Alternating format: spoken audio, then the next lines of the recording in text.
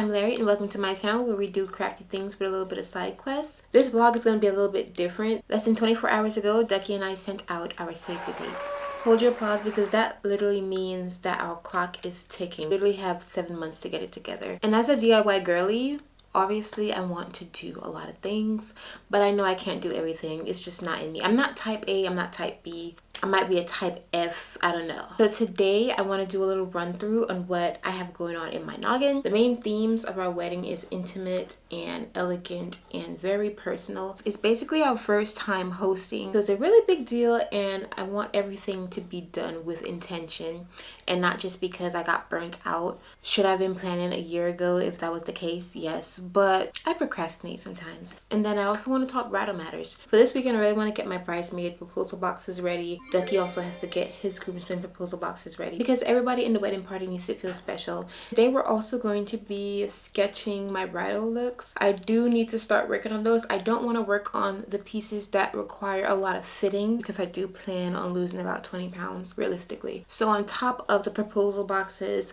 we're going to be making my getting ready look. My girls are actually going to be wearing something similar. We'll be wearing abayas. This is the inspo. Obviously, I'm gonna add a little bit of flair onto it, but I feel like abayas or caftans are so elegant naturally that you don't need to do much. So today we're going to be making that as my first bridal piece. We're also going to be DIYing my wedding shoes. There's not really inspo on it. Realistically, you're probably not going to be able to see my shoes, but details are details, okay? I'm gonna know my shoes are there. Encrusted with pearls and blue, my something blue is gonna be my shoes. Stay with me, stay with me. I'm gonna be putting on these little gems and pearls and they're gonna mix. Wait, so here's all the embellishments that I was talking about. I have these cute little blue and gold. They're fake, obviously. And I just think it would be a really pretty detail on the shoes. And we obviously have a lot to work with. I'm sure I won't need all of this, but better safe than sorry. So these are going to be my bridal shoes or my wedding shoes. I bought these last year because that's how hell-bent I was on this idea. They're basically mesh slippers and they're just very simple, very elegant, very chic. And the idea is to just encrust it with pearls and gems. I know you see the vision. And I did try them on. They're extremely comfortable. I remember them being comfortable, so I'm not too concerned about that. The brand is Cricut. So first things first, let's start the proposal boxes because I do need to get them out by the end of the week. So here's what's going in our bridesmaids and groomsmen proposal boxes. Picture frames that I'm going to be spray painting gold because you know my favorite neutral color is gold at this point. I'm going to be printing out some pictures with me and my bridesmaids. I got these mini fans for the girls. Tried to keep everything that I'm putting into the box very functional or useful or sentimental, but I chose these fans because we're going to be in the south for the wedding. It's going to be hot. It's really cute, very functional, very pocket sized. Probably the cutest ones that I found on Amazon. These are travel jewelry cases. They're pretty small, compact, and just really adorable. Just a very simple and elegant look. I'll show you guys the inside. Now, they're very demure.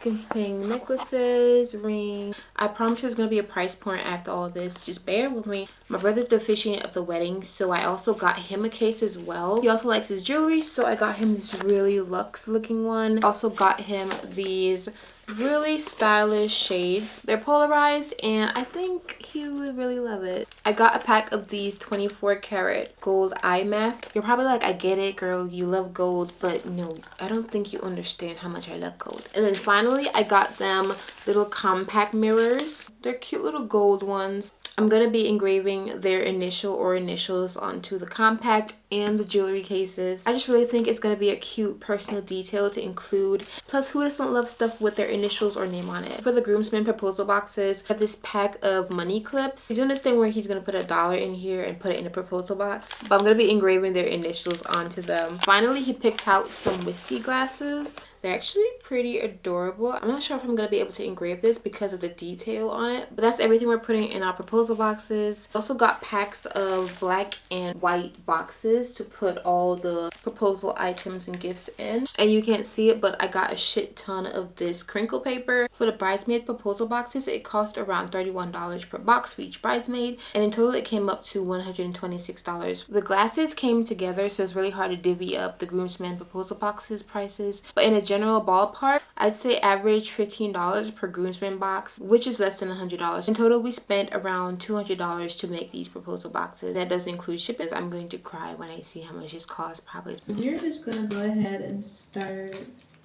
assembling these proposal boxes. This is way smaller than I expected.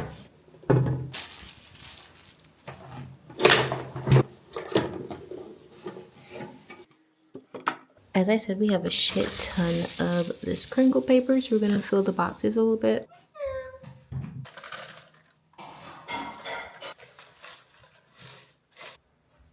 I don't want to waste these little ribbons that came with the boxes, so what we're gonna do is wrap the fans in them. Okay, I think that's cute. What do you guys think? Is it cute or not? Start adding them to the boxes.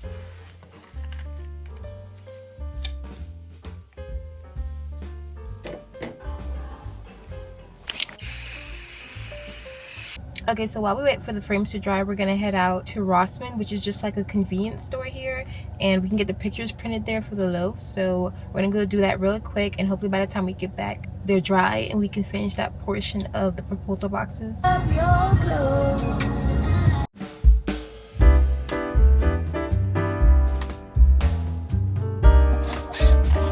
Okay, so we have our prints.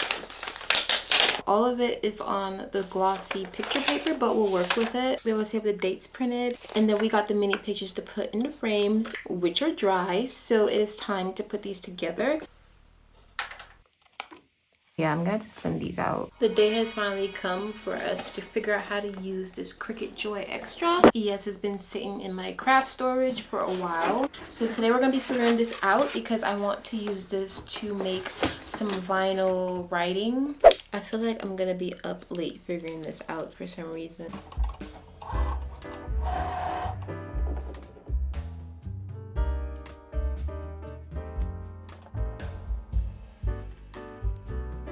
The tricky part is getting this centered.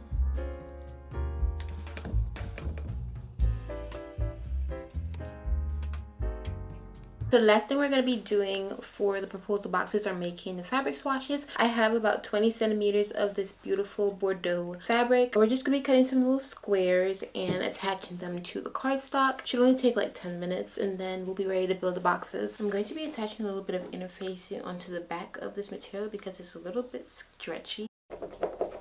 Okay, so we are finishing up the decal and then we'll be ready to pack the rest of the proposal boxes. I have this roll of thick white ribbon and I'm thinking about sticking their names onto one of the edges once I'm done tying the bows. Learning to use the Cricut has actually been pretty relaxing. I'm gonna put this right about here.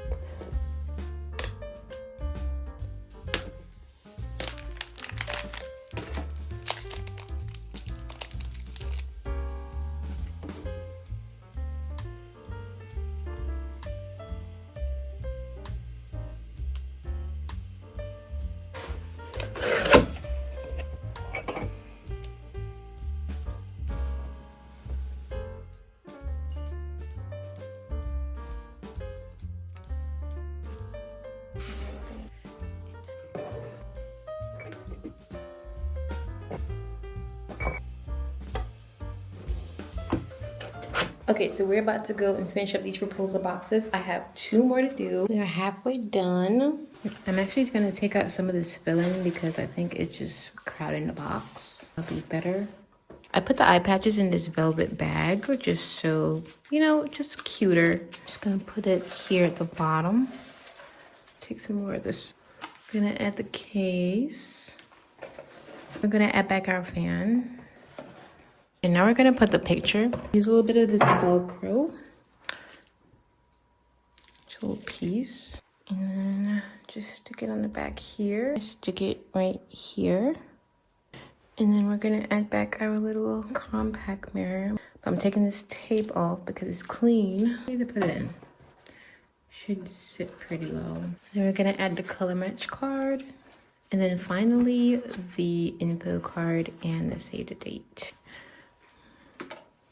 And then she's ready to go out. And then we're gonna do her ribbon.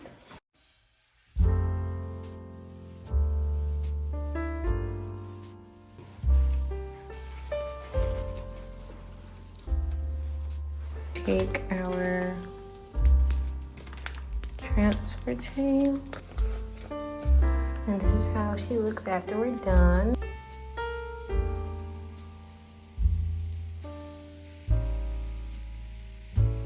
Shoe time! Okay, to start, I've separated all the gems and we're going to be putting them like this onto the shoes. I'm still deciding if I actually want to use the pearls now because I want it more blue than anything. So we're going to be sewing all of these gems onto the shoes. I have this really sturdy nylon thread. It's pretty thick, but it'll still go through the mesh. And we'll also add some glue underneath the strings when we're done just to give it that extra level of security. So we're going to get started because this is going to take a while. I just feel it. I found the longest needle that I have, so hopefully this works. I'm not gonna make it too long because if this tangles, I'll probably have to start from scratch. I'm honestly about to throw on a Disney movie.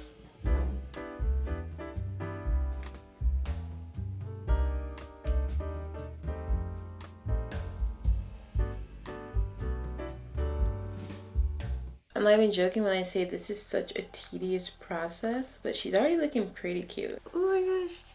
Back to the movie. My powers aren't quite strong enough.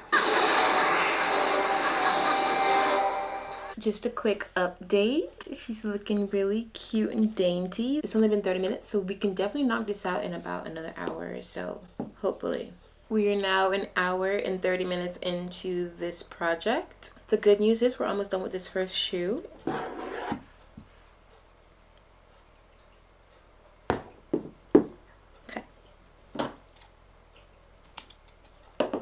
So we are done with our first shoe and this is how she's looking. I did run out of gems, but should I go all in and cover the mesh completely? You guys let me know in the comments. And then in my next wedding prep vlog, we'll see what we gotta see. So let me know in the comments.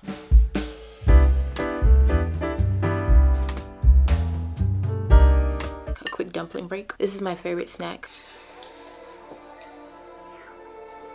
Okay, so this material was yet another Joann's final sale purchase. I wasn't sure if I wanted to use this actually as my bridal look, but I have enough of it. Like I have 6 yards of this and I figured, what am I going to do with 6 yards of this? So I sketched some ideas. Most changes are in the neckline. So based on the options I've presented to myself, that sounds a bit crazy. I don't know. I think I just want to start cutting. I know we have a lot of this material. I know you guys will never believe me, but this entire roll was only $15. So we're going to just measure my height and then double it in inches. I'm going to measure how wide I want the front surface to be. It's going to be about 15 inches. We're going to go ahead and serge and sew all the hems and edges so I don't have to deal with that later on. As a beginner myself, I think this is doable. So we're going to go ahead and sew this up. Okay. So we have this side. So the first thing we're going to do is put the inner facing on the front panel, and I've serged the edges, so now we just got to do a clean stitch down. Next day. This is honestly one of the first of many projects where I'm ironing my seams because I do want to get a very clean and professional look, and I've been yelled at enough about ironing my seams, so I think it's time. But as of now, we have the front ready to go. Ooh, she's kind of see-through and very airy. Okay, so we're going to go ahead and top stitch just at the line, and then we're going to put both sides together and we'll have something to put on like a poncho. One second. Try to your back. So we're going to serge the top seams. We have the body already. It's a little bit low, giving a little bit of scandalous, but I like that. And I was thinking about adding a cute little pendant that goes right here. I think that would look really timeless, really chic. But now we're going to work on the sleeves because we do want that little balloon effect. That's going to take the longest to do, so we need to start on that. For the sleeves, I'm simply doing mini pleats down the fabric.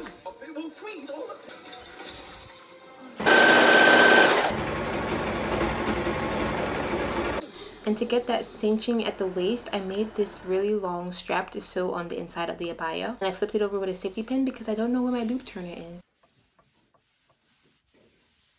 Okay, so here's where we're at so far. She's looking so royal, so princess-like. But we are in a dilemma because I found this cute little clip on bow for my hair, but the lace is so pretty, and I was thinking it's so cute right there. I don't know if you guys can see it right now. Right here is the focal point. I don't know, it just feels really soft and dainty. I know I really wanted to put this on like a couple hours ago, but now, yeah, we're going with the bow. I love this. I'll probably save this for a different piece. Probably not going to be a part of my bridal collection anymore, but it will be used. Don't worry about it. But this bow, and also we can tie the waist in to cinch it. Gotta put my hands in real quick. And this is it all cinched in. I don't know if you guys can see from this distance, but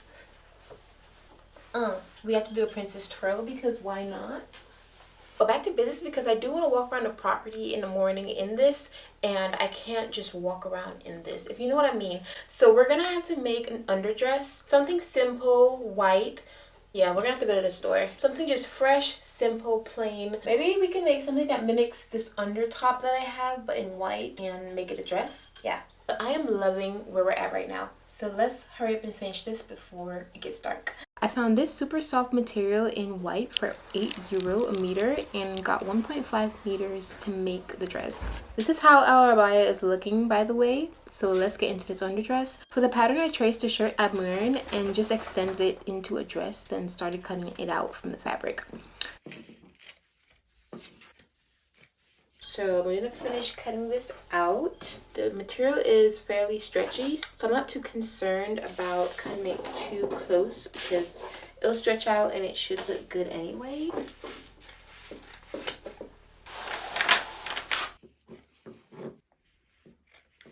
So we have all 4 pieces cut. The only reason we're doing 2 layers is because this material, when stretched, is a bit see-through, and that defeats the purpose of it being the underlayer for the caftan. So that's why we're doubling up for more structure. So to start off, we're going to go ahead and sew along the neckline and the armholes.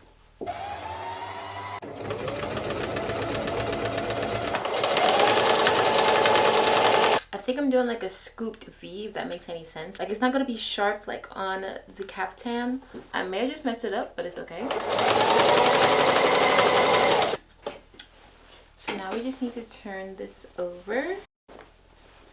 This is how we're looking, and now we got to do the front. I did do a single side stitch just to make sure it doesn't roll too much when I put it on. So this side is actually the outside.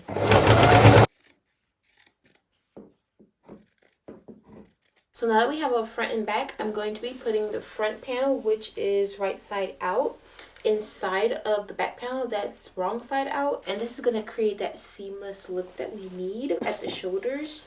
So we sewed it, and I don't know how I truly feel about the shoulder seams, but we're just going to go with the flow. I'm going to cut it down so it's not too bulky once we turn it over, and we'll see.